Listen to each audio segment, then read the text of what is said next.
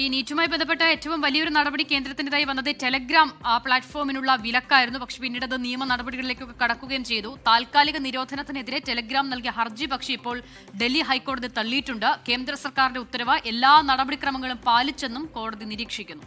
ഹൈക്കോടതി വിധിക്കെതിരെ Telegram supreme കോടതിയെ സമീപിച്ചേക്കും. അതിനിടെ പരീക്ഷാ സമ്മർദ്ദത്തെ തുടർന്ന് വീണ്ടും വിദ്യാർത്ഥി ജീവനൊടുക്കിയെന്നത് സങ്കടകരമായ വാർത്തയാവുന്നു. വിനീത VG ഡൽഹിയിൽ നിന്ന് ചേർന്നു. എല്ലാ വാർത്തകളുടെയും പുതിയ അപ്ഡേറ്റുകളുമായി. വിനീത, നീറ്റുമായി ബന്ധപ്പെട്ടാണ് ടെലിഗ്രാമിന് ഒരു നിരോധനം, താൽക്കാലിക നിരോധനവും നിയന്ത്രണവും ഒക്കെ ഏർപ്പെടുത്തത് കേന്ദ്ര സർക്കാർ. അത് പിന്നീട് വലിയ വിവാദമായി. പ്രതിപക്ഷം അത് ഏറ്റെടുക്കുന്നു.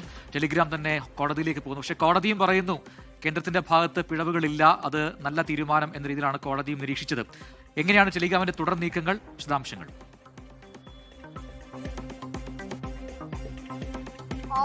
IT ആക്ട് 69A പ്രകാരം ടെലിഗ്രാമിനെതിരെ കേന്ദ്ര സർക്കാർ സ്വീകരിച്ചിരിക്കുന്ന നടപടിക്രമങ്ങളെല്ലാം ഉചിതമാണെന്നാണ് കോടതിയുടെ നിരീക്ഷണം. തുടർന്നാണ് ടെലിഗ്രാമിന് നിയന്ത്രണം ഏർപ്പെടുത്തിയ കേന്ദ്ര സർക്കാർ നടപടിയെ കോടതി ശരിവെക്കുകയും ചെയ്തിട്ടുണ്ട്. ഒപ്പം തന്നെ നിലവിലെ സാഹചര്യങ്ങളെല്ലാം കോടതി പരിശോധിച്ചിട്ടുണ്ടായിരുന്നു. ഈ 150 ദശലക്ഷത്തിലധികം ഉപഭോക്താക്കൾ ഈ ടെലിഗ്രാമിനുണ്ട് എന്നും അതുകൊണ്ട് തന്നെ ഇത്തരത്തിലേക്കൊരു വിലക്ക് ഏർപ്പെടുത്തുമ്പോൾ അത് മറ്റുള്ള ഈ ടെലിഗ്രാം ഉപയോഗിക്കുന്ന ആളുകളെ ബുദ്ധിമുട്ടിക്കുന്നതാണ് എന്നുമാണ് ടെലിഗ്രാം വാദിച്ചിട്ടുണ്ടായിരുന്നത്. പക്ഷേ ഈ വാദങ്ങളൊക്കെ തന്നെ നിലവിലെ സാഹചര്യത്തിൽ കോടതി തള്ളുകയാണ് ഉണ്ടായത്. എല്ലാ നടപടിക്രമങ്ങളും പാലിച്ചുകൊണ്ട് തന്നെയാണ് കേന്ദ്ര സർക്കാർ മുന്നോട്ട് പോയിരിക്കുന്നതെന്നാണ് ഈ ഘട്ടത്തിൽ കോടതി വിലയിരുത്തുകയും ഒപ്പം തന്നെ ഈ ഹർജി തള്ളുകയും കേന്ദ്ര സർക്കാരിന്റെ ആ വിലക്ക് അത് തുടരുമെന്ന് തന്നെയാണ് കോടതിയും അറിയിച്ചിരിക്കുന്നത്. ഏതാണെങ്കിലും ഹൈക്കോടതി വിധിക്കെതിരെ സുപ്രീം കോടതിയെ സമീപിക്കാൻ ഒരുങ്ങുകയാണ് ടെലിഗ്രാം എന്നാണ് നമുക്ക് അറിയാൻ കഴിയുന്നത്. അതുമായി ബന്ധപ്പെട്ടുകൊണ്ടുള്ള ചർച്ചകളൊക്കെ ഒരു വശത്ത് പുരോഗമിക്കുകയും ചെയ്യുന്നുണ്ട്. ഒപ്പം തന്നെ ടെലിഗ്രാമിനെതിരെ അതിരൂക്ഷമായിട്ടുള്ള ചില വിമർശനങ്ങളും ആരോപണങ്ങളുമാണ് കേന്ദ്ര സർക്കാർ കഴിഞ്ഞ ദിവസവും ഈ വാദം നടക്കുന്നതിനിടെ കോടതിയെ അറിയിച്ചത്. ഒരു ഡാർക്ക് വെബാണ് ടെലഗ്രാം എന്നാണ്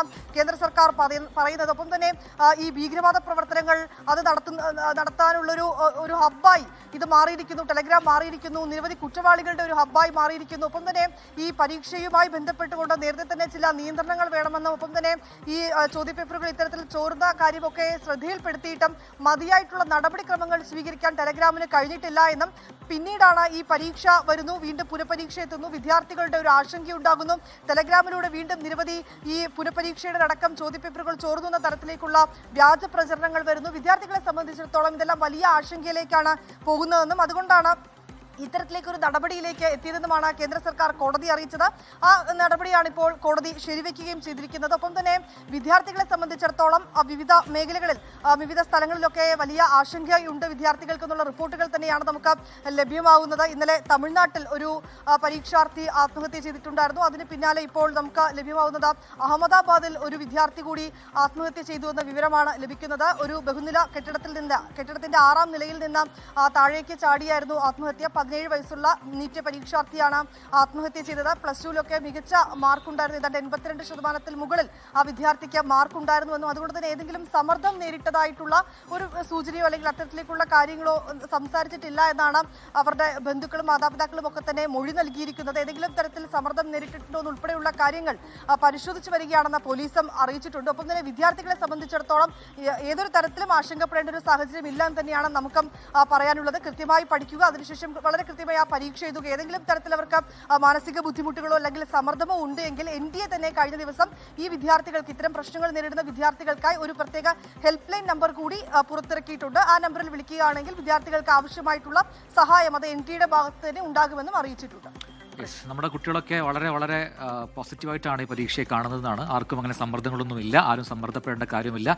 ഇപ്പോൾ നടക്കുന്ന ഈ സുരക്ഷയൊക്കെ അത് പരീക്ഷയുമായി ബന്ധപ്പെട്ടല്ല. പരീക്ഷയിൽ ഈ ചോദ്യപേപ്പർ ചോർച്ച നേരത്തെ ഉള്ളതുകൊണ്ട് അങ്ങനെ ചോർന്നു പോകാതിരിക്കാനുള്ള ഒരു തയ്യാറെടുപ്പ് മുൻകരുതലൊക്കെയാണ്. പരീക്ഷയോ അല്ലെങ്കിൽ ചോദ്യങ്ങളോ ഒന്നും ഒരു രീതിയിലും പേടിക്കേണ്ടതില്ല. ഒരു സമ്മർദ്ദവുമില്ലാതെ വളരെ കൂളായിട്ട് തന്നെ എക്സാം എഴുതുക. നേരത്തെ വിനീത പറഞ്ഞതുപോലെ ഈ NTA വെബ്സൈറ്റിൽ കൃത്യമായ ഒരു ടോൾ ഫ്രീ നമ്പറുണ്ട്. എന്തെങ്കിലും പ്രശ്നങ്ങൾ, സമ്മർദ്ദങ്ങളോ അല്ലെങ്കിൽ അത്തരം ടെൻഷൻസ് ഒക്കെ ഉണ്ടെങ്കിൽ അതിൽ വിളിച്ച് കഴിഞ്ഞാൽ കൃത്യമായ നിർദ്ദേശങ്ങൾ നിങ്ങൾക്ക് ലഭിക്കുകയും ചെയ്യും. അതുകൊണ്ട് എല്ലാ സ്റ്റുഡൻസും വളരെ പോസിറ്റീവായിട്ടിരിക്കുക, നന്നായി പഠിച്ച് തയ്യാറായി എക്സാം എഴുതുക.